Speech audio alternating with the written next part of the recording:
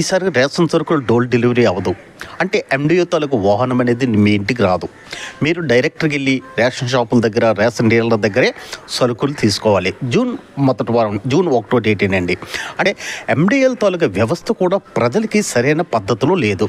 అంటే మీ వీధికి ఒకసారి బండి వచ్చిందనుకో, ఆ రోజు రేషన్ కార్డు వాళ్ళు ఆ రోజు తప్పిపోతే మరి ఆ నెల రేషన్ దొరకడం లేదని ఏపీ గవర్నమెంట్ అన్వేషణలో తేలింది. ఎందుకంటే రేషన్ షాప్లో అయితే రేషన్ డీలర్ అనేవాడు 15 రోజులు అలా డిపో దగ్గర ఉంటాడు కాబట్టి 15 రోజుల్లో రేషన్ సరుకులు అనేవి ఏ రోజైనా తీసుకోవచ్చనే ఒక ఆలోచన రేషన్ కార్డు వాళ్ళకు ఉండేది. కానీ వైఎస్ఆర్ గవర్నమెంట్ సిపి వచ్చిన తర్వాత ఎండి వ్యవస్థ అనేది ఒకటి తెచ్చి రేషన్ తాలూకా సరుకుల్ని వ్యవస్థనే మార్చారు. ఎందుకంటే డోర్ డెలివరీ అనే ఒక పథకాన్ని ప్రారంభించి కార్డు హోల్డర్లకి ఇబ్బంది పెట్టే రకంగా ఎండీలు చేసిన ప్రవర్తన ఈరోజు రాష్ట్రం మొత్తం అనుసరించింది. ఎందుకంటే మన వీధికి బండి వచ్చేటప్పుడు ఆ రోజు కార్డు హోల్డర్ లేకపోతే మరి నెక్స్ట్ రోజు అనేది ఎండిఏ అనేది బండి పట్టుకుని ఆ వీధికి వెళ్ళేవాడు కాదు. రేషన్ కార్డు హోల్డర్ ఏం చేసేవాడంటే ఆ కార్డు పట్టుకుని ఎండి చుట్టూ తిరగడం మొదలు పెట్టేవాడు. ఇలా